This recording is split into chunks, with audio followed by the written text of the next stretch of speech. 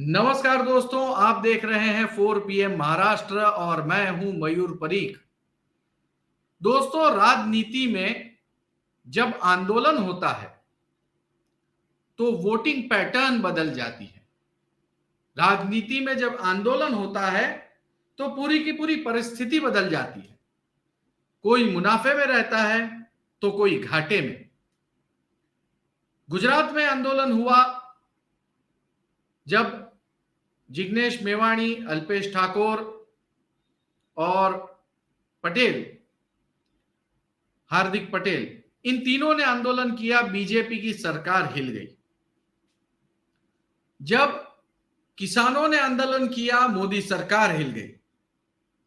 महाराष्ट्र में भी आंदोलन हुआ, बड़ा आंदोलन, मराठा आंदोलन, जिससे महाराष्ट्र सरकार कांप गई। लेकिन इससे पहले कि कोई बहुत बड़ा बदलाव हो या फिर नतीजे की तरफ आगे बढ़े, उससे पहले एक अल्प विराम आया है, 30 दिनों का अल्प विराम।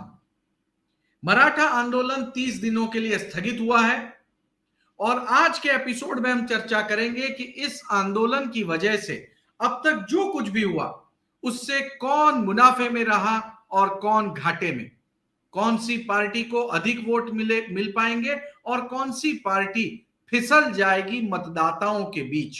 इस पूरे विषय पर बातचीत करने के लिए आज हमारे साथ एक विशेष मेहमान है, जयंत माइनकर जी। जयंत जी, 4 PM महाराष्ट्र में आपका स्वागत है। पहला सवाल, ये मराठाओं का आंदोलन हुआ, क्या इससे बीजेपी को नुकसान हुआ है, क्या कहेंगे? एक तो हरदम ये आरोप किया जाता है, जो फैक्ट है कि जब भी बीजेपी सत्ता में है, यानी देवेंद्र फडणवीस एक ब्राह्मण लीडरशिप, सीधी बात, और अपर कास्ट ब्राह्मण लीडर जब भी चीफ मिनिस्टर है या डिप्यूटी, अभी वो डिप्यूटी चीफ मिनिस्टर है, उसी वक्त ये आंदोलन क्यों तूल पकड़ता? और ये सवाल बिल्कुल मीडिया में अपने अपने जैसे लोगों ने डिस्कशन में ये उठाया है और ये अभी चल रहा है और ये चलता रहेगा। अब अगर बाकी लोगों के बेनिफिट की बात करेंगे तो ये सवाल सभी को, अजीत पवार रहे, शरद पवार रहे, पृथ्वीराज चव्हाण, अशोक चव्हाण, जिनको घेराव किया गया था, उनको यही पूछा गया कि जबकि आप खुद उस कमिटी के, मराठा आरक्षण के कमिटी के चेयरमैन थे, जबकि उद्धव ठाकरे चीफ मिनिस्टर थे, तब आपने क्या किया? और इंसिडेंटली जितने मैंने अभी देवेंद्र फडणवीस छोड़ के जितने भी मैंने नाम लिए वो सभी मराठा है। और एक सवाल ये उनको भी, यानी जो आपका पर्टिनेंट क्वेश्चन है कि लीडर्स को क्या हुआ, तो मुझे नहीं लगता किसी भी मराठा लीडर को इससे फायदा पहुंचा है, नुकसान पहुंचा है कि नहीं, ये तो अगले साल पता चलेगा। देवेंद्र फडणवीस को नुकसान पहुंचाने की कोशिश भरकस हुई। उन्होंने हर प्रकार से, जिस प्रकार से अभी तक उन्होंने टैकल किया या पहले 5 साल में जो उन्होंने टैकल किया, चाहे वो धनगर का रहे, चाहे वो अभी मराठा का, पहले भी था मराठा का, जो कि वो एक बहुत बड़ा मोर्चा लेके आए थे मुंबई में, और इसी प्रकार के उन्होंने टैकल किया। चलो एक महीने तो आगे खिसक जाओ, इसी प्रकार से उन्होंने टैकल किया। लेकिन एक है कि देवेंद्र फडणवीस जब भी होते हैं या बीजेपी जब भी सत्ता में, पावर में रहती है, तभी उनको इस प्रकार से कॉर्नर करने की कोशिश की है।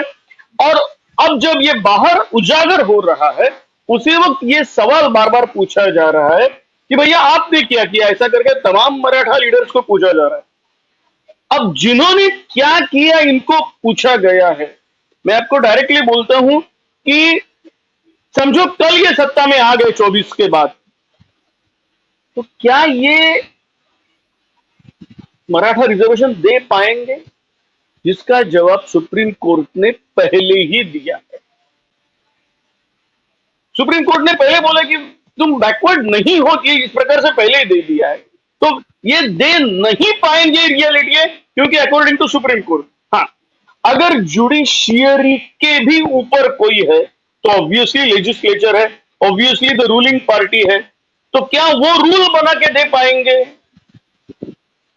हाँ, दे सकते हैं, मैं मानता हूं दे सकते हैं। उस वक्त जो पार्टी रहेगी अपने बेनिफिट के लिए या अपने पार्टी के लिए कोई एखादा नेता रहेगा कि जो मेरे लिए मेरे बेनिफिट के लिए इस प्रकार से वो करेगा क्या? वो कर सकता है। करेगा कि नहीं ये तो अपने को वक्त ही बताएगा, लेकिन ये हो सकता है।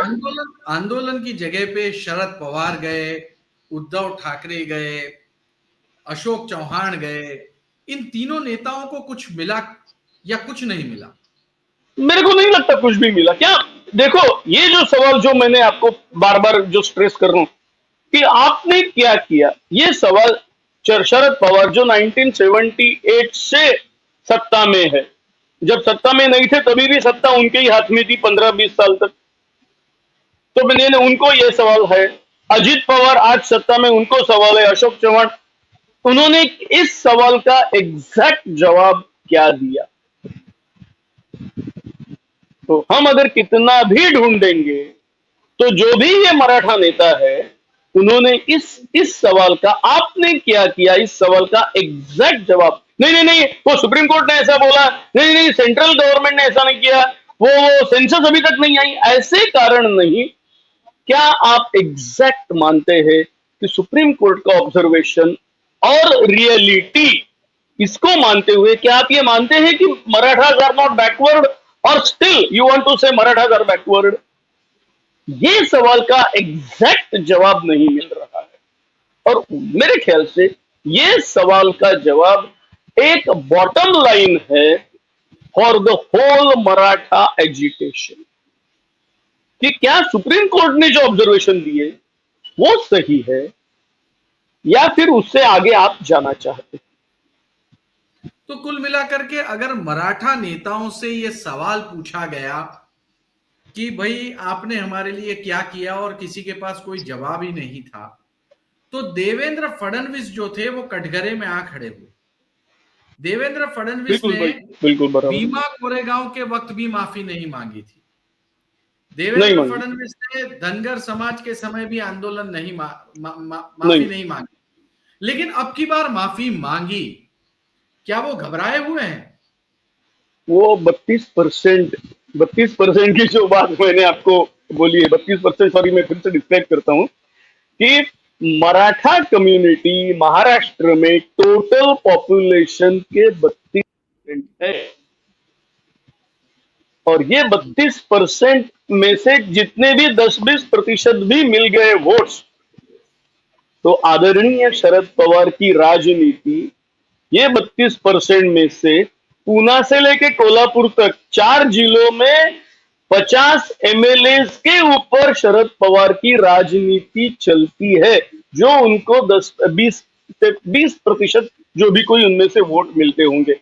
आप इमेजिन कीजिए, क्योंकि जिसको हम बोलते हैं एन ब्लॉक वोट्स, जो 20% इधर जाएंगे बाकी के इधर उधर से आएंगे, तो पूरा तख्ता पलट सकता है। जो ताकत शरद पवार ने दिखाई, तो एक डोमिनेंट कास्ट है पॉलिटिकली, इसके लिए अंडरलाइन, इसके लिए पॉलिटिकली डोमिनेंट कास्ट, सिर्फ और सिर्फ इसी के लिए महाराष्ट्र के उप मुख्यमंत्री और महाराष्ट्र बीजेपी के अभी के सर्वोच्च नेता देवेंद्र फडणवीस को झुकना पड़ा, या वो झुके। आपको क्या लगता है, अब लोकसभा चुनाव ज्यादा दूर नहीं है, 1 महीने के बाद फिर से एक बार आंदोलन की बात की जा रही है। क्या आपको लगता है मराठा बीजेपी को वोट कर पाएंगे या करेंगे?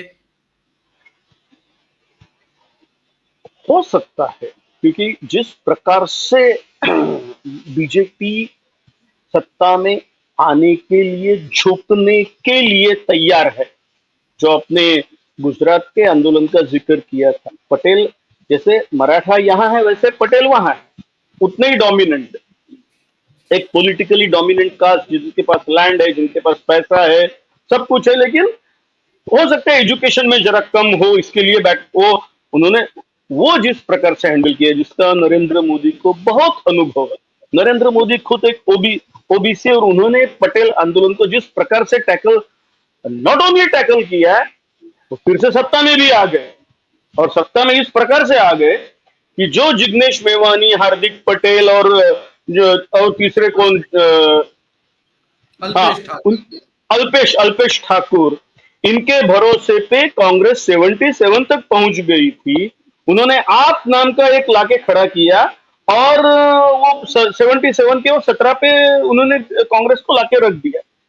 तो नरेंद्र मोदी कुछ खुद हो सकता है, कुछ इसी प्रकार की चाल करने की कोशिश, एक प्रकार से ये जो डोमिनेंट कम्युनिटी है इसको ब्रेक करने की कोशिश करेंगे। हो सकता है इसमें रिजर्वेशन देंगे, जो रिजर्वेशन उन तक पहुंचेगा या नहीं पहुंचेगा इसके ऊपर बहुत बड़ा प्रश्न चिन्ह है, क्योंकि आजकल hire and fire contract system government में भी चल रहा है। इसके इसके होते हुए मुझे नहीं लगता अभी कितने जॉब्स अगर हम देखेंगे पूरा गए 4-5 साल के महाराष्ट्र गवर्नमेंट में कितने जॉब वेकेंट हुए और वहां कितने आदमी लगे, तो एक बहुत बहुत छोटी संख्या आएगी और ज्यादातर कॉन्ट्रैक्ट सिस्टम सब जगह है। और जब भी कॉन्ट्रैक्ट सिस्टम आती है it's nothing but irrespective of caste, वो देखते हैं कि हमको जो काम करता है कम पैसे में कर रहा है हम उनको ले रहे हैं। वेरी सिंपल लॉजिक इस प्रकार से रहता है। खुद अजित पवार ने कहा है कि एक सरकारी अफसर की सैलरी में हम 3 प्राइवेट में काम कराते हैं।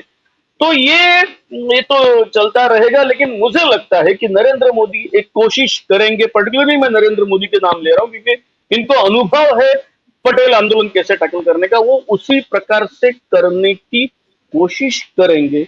और वो पॉलिटिकली आपका कहना इतना सही है कि अभी 6 महीने बाद अगर टाइम पे हुए तो अगले मई महीने में लोकसभा है और 1 साल के बाद विधानसभा है।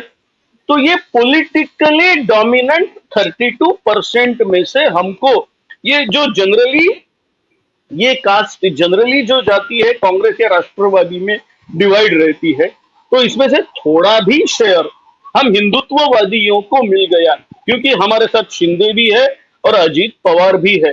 तो इसमें कामयाब होने के लिए पॉलिटिकली, ये भी मैं मानता हूं केवल पॉलिटिकली हो सकता है, जिसको हम बोलते हैं ना एक शहद का बूंद हो सकता है, ये कम्युनिटी को लगाया जाएगा, देखो हमने आपको ये दिया है, ये शहद है, ये खा लो, बस थोड़ा सा हमारा मान जाओ। जिसकी शुरुआत हुई है आपने जो बोला 1 महीने का एक मॉरेटोरियम उन्होंने ले लिया है, ये शुरुआत हुई है। अब ये शहद का एक आधा चम्मच उनको कैसे पिलाना, क्या पिलाना, ये बिल्कुल केंद्र सरकार से बात करके किस प्रकार से पटेलों को दिया उसी प्रकार से यहां देने की कोशिश की जाएगी। हो सकता है बोला जाएगा कि बीजेपी देगी करके, लेकिन आई डाउट कि कितने भी दिए करके इन्होंने बोला, कितना दिया जाएगा इसके ऊपर मुझे खुद डाउट है। बिल्कुल जयंत जी, आपने बहुत डिटेल में हमसे बात की, बहुत बहुत शुक्रिया इस शो पे आने के लिए। तो दोस्तों, कुल मिलाकर महाराष्ट्र की राजनीति में मराठा आंदोलन ने 1 महीने का लिया है ब्रेक के बाद फिर हाजिर होंगे आंदोलनकारी, और क्या होता है ये देखना बहुत ही दिलचस्प होगा। बहरहाल इस आंदोलन की वजह से किसी भी नेता को फायदा हुआ है या नहीं, ये पता लगाना इस वक्त मुश्किल है। चुनाव के वक्त डिटेल में पता चलेगा। दोस्तों, इस आंदोलन के साथ जुड़ी हुई तमाम खबरें जानने के लिए आप सब्सक्राइब करें 4 PM महाराष्ट्र। एपिसोड अगर पसंद आया हो तो लाइक और शेयर करें, कमेंट करना ना भूलें। बहुत बहुत धन्यवाद।